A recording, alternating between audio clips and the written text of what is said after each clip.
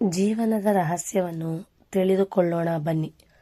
ಮನುಷ್ಯ ಆರಿಸಿಕೊಂಡು ಬದುಕುವ ವಿಧಾನಗಳಲ್ಲೆಲ್ಲ ಅತ್ಯುತ್ತಮವಾದದ್ದು ನಗುತ್ತಾ ಬದುಕುವುದು.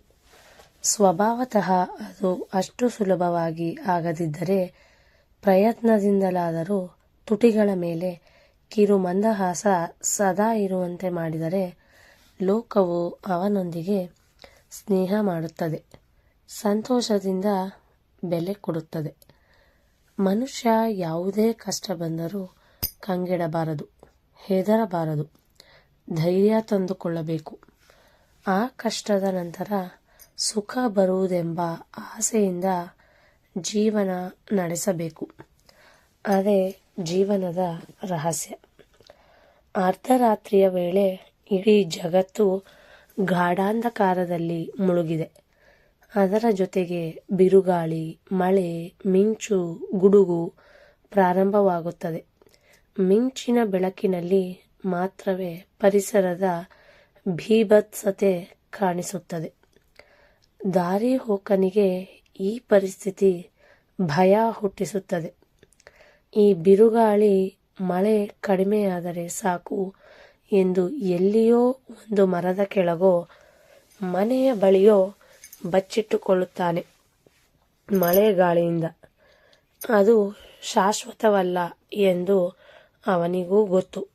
ಹಾಗಾಗಿ ಅದು ಯಾವಾಗ ಕಡಿಮೆಯಾಗುವುದೋ ಎಂದು ಕಾಯುತ್ತಾ ನಿಲ್ಲುತ್ತಾನೆ. ಬದುಕು ಕೂಡ ಹೀಗೆ. ಕಷ್ಟಗಳ, ದುಃಖಗಳ ಬಿರುಗಾಳಿ, ಮಳೆ ಬಂದಾಗ ಹತಾಶರಾಗಬಾರದು.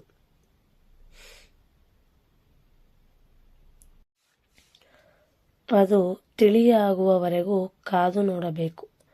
ಧೈರ್ಯವನ್ನು ಬಿಡಬಾರದು.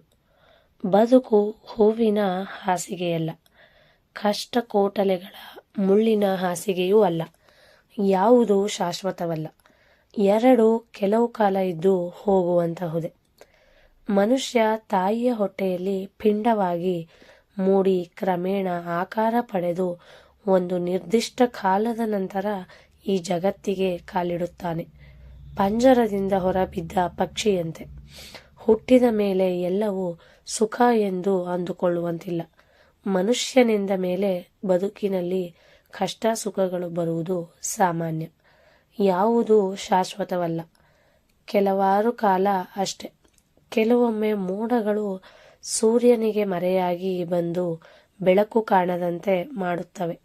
ಆದರೆ ಮೋಡಗಳು ಸಾಗಿ ಹೋಗಬೇಕು. ಸೂರ್ಯ ಕಾಣುತ್ತಾನೆ. ಮೋಡ ಮುಚ್ಚಿದಾಗ, ಸೂರ್ಯ ಮರೆಯಾದಾಗ ಒಂದು ರೀತಿಯ ತಂಪು ವಾತಾವರಣವಿರುತ್ತದೆ. ಬದುಕಿನಲ್ಲಿಯೂ ಕಷ್ಟಗಳು ಬಂದಾಗಲೂ ಜೀವನದಲ್ಲಿ ಏನಾದರೂ ಒಳ್ಳೆಯ ಸಂಗತಿ ಇದ್ದೇ ಇರುತ್ತದೆ. ಆದರೆ ನಾವು ಅದನ್ನು ಗುರುತಿಸಬೇಕು ಅಷ್ಟೆ. ಈ ಲೋಕದಲ್ಲಿ ಪ್ರತಿಯೊಬ್ಬ ಮನುಷ್ಯನ ಜೀವನದಲ್ಲಿ ಬೇರೆ ಬೇರೆ. ಯಾರ ಇಬ್ಬರ ಜೀವನಕ್ಕೂ ಹೋಲಿಕೆಗಳಿಲ್ಲ. ಅವರವರ ಕಷ್ಟ ಅವರದವರದೇ.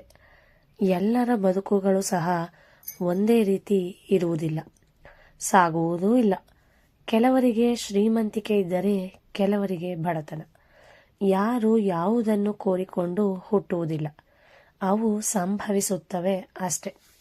ಹಾಗಾಗಿ ಬದುಕಿನ ಬಗ್ಗೆ ಯಾವುದೇ ನಿರ್ಧಾರಕ್ಕೆ ಬರಬಾರದು.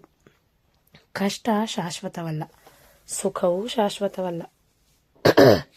ಕೆಲವರಿಗೆ ಎಷ್ಟೇ ಕಷ್ಟಗಳಿರಲಿ ನಗುತ್ತಾ ಬದುಕಿರುತ್ತಾರೆ. ಕೆಲವರು ಸ್ವಲ್ಪ ಕಷ್ಟಕ್ಕೆ ಪ್ರಪಂಚವೇ ಕಳಚಿ ತಲೆಯ ಮೇಲೆ ಬಿದ್ದವರಂತೆ ಒದ್ದಾಡುತ್ತಾರೆ. ನಗುತ್ತಿರುವವರ ಜೀವನದಲ್ಲಿ ಎಲ್ಲವೂ ಒಳ್ಳೆಯದೇ ನಡೆದಿದೆ ಎಂದು ಹೇಳಿದರೆ ತಪ್ಪಾಗುತ್ತದೆ. ಅನೇಕ ಕಷ್ಟಗಳನ್ನು ಅವರು ತಮ್ಮಲ್ಲೇ ಮುಚ್ಚಿಟ್ಟುಕೊಂಡಿರಬಹುದು. ಒಂದು ದೀಪದಿಂದ ಮತ್ತೊಂದು ದೀಪ ಹಚ್ಚಬಹುದೆನ್ನುವಂತೆ ನಗುತ್ತಿರುವವರು ತಾವೂ ನಗುತ್ತಾ ಬೇರೆಯವರನ್ನೂ ಸಹ ನಗಿಸಲು ಪ್ರಯತ್ನಿಸುತ್ತಿರುತ್ತಾರೆ. ಮನುಷ್ಯ ಆರಿಸಿಕೊಂಡು ಬದುಕುವ ವಿಧಾನಗಳಲ್ಲೆಲ್ಲ ಅತ್ಯುತ್ತಮವಾದದ್ದು ನಗುತ್ತಾ ಬದುಕುವುದು. ಸ್ವಭಾವತಃ ಅದು ಅಷ್ಟು ಸುಲಭವಾಗಿ ಆಗದಿದ್ದರೆ ಪ್ರಯತ್ನದಿಂದಲಾದರೂ ತುಟಿಗಳ ಮೇಲೆ ಕಿರು ಮಂದಹಾಸ ಸದಾ ಇರುವಂತೆ ಮಾಡಿದರೆ ಲೋಕವು ಅವನೊಂದಿಗೆ ಸ್ನೇಹ ಮಾಡುತ್ತದೆ, ಸಂತೋಷದಿಂದ ಬೆಲೆ ಕೊಡುತ್ತದೆ. ನಾಳೆ ಏನಾಗುತ್ತದೆಯೋ ನಮಗೆ ತಿಳಿಯದು, ಆದರೂ ಎಲ್ಲವೂ ಒಳ್ಳೆಯದೇ ಆಗುತ್ತದೆ ಎಂದು ನಾವೇಕೆ ಅಂದುಕೊಳ್ಳಬಾರದು? ನಾಳೆಯ ದಿನ ಬಹಳ ಸಂತೋಷಕರವಾಗಿರುತ್ತದೆ ಎಂದು ಇಂದು ಸಂತೋಷದಿಂದ ಏಕೆ ಕಾಲ ಕಳೆಯಬಾರದು?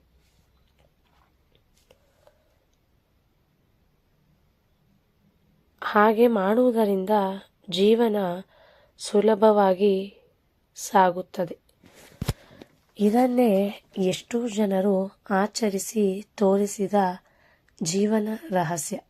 ಹಾಗೆಯೇ ನಾವು ಅನುಸರಿಸಿ ನಮ್ಮ ಬದುಕನ್ನು ಸಹ ಧನ್ಯ ಮಾಡಿಕೊಳ್ಳಬಹುದು.